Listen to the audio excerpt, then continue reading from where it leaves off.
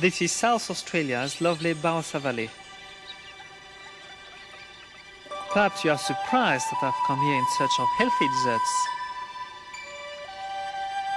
When we think of the Barossa Valley, we usually think of one particular fruit, the grape, preferably fermented and bottled.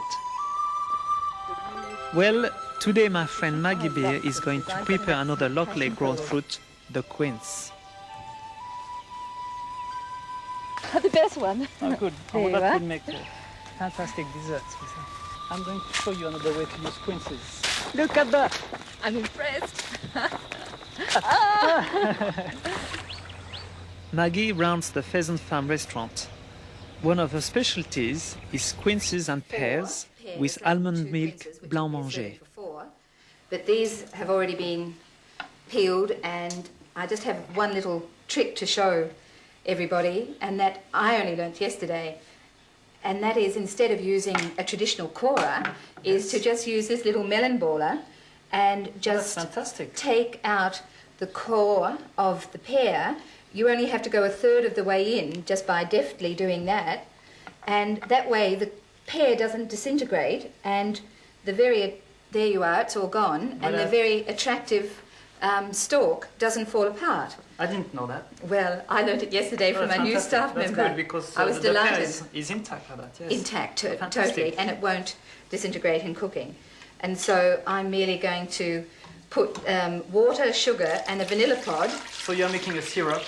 Yes, but I won't make it in advance. I'll just put it all in together, because this is a restaurant.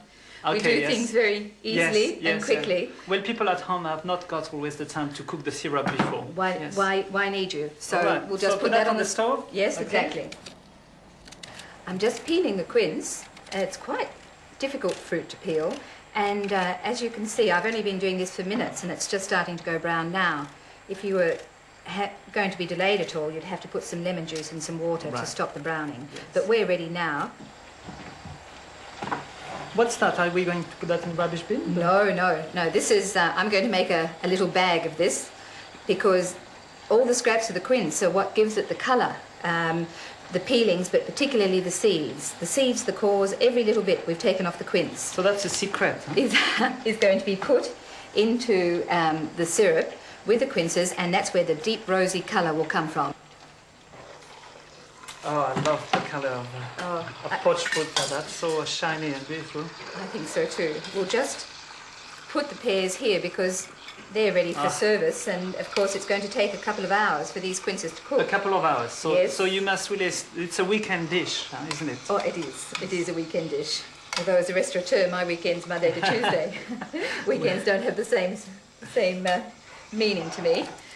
You can use any pears, of course, huh? Whatever is in season. Whatever's in season. Yes. And that's the thing that I do so carefully, is just use whatever we have around us in season. So my menu changes all the time, but these local fruits are just fantastic. So how long do you cook that for? Well, I'll cook it for about 2.5 hours, but I'll keep a close eye on it. I'll only simmer it.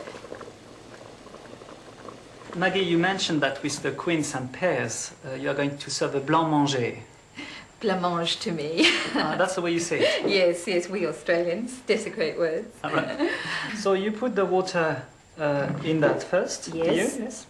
It's merely an infusion of the almonds in water that gives me an almond milk, and then I put it together with just a tiny bit of sugar, a bit of skim milk, and some gelatin to hold it. So it's a mousse, delicate. Yes, a mousse-like mixture.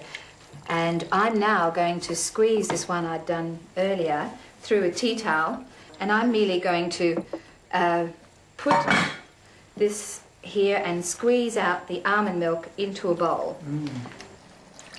It's so simple. All I'll do now is melt the sugar on the stove with the almond milk just for a few minutes, so the sugar granules will dissolve. So about 2 tablespoons of sugar? Yes, 2 tablespoons of sugar would be plenty. Right. And then when that's a little cool, we'll just mix the gelatin and milk together and let it set, and that's finished. Okay.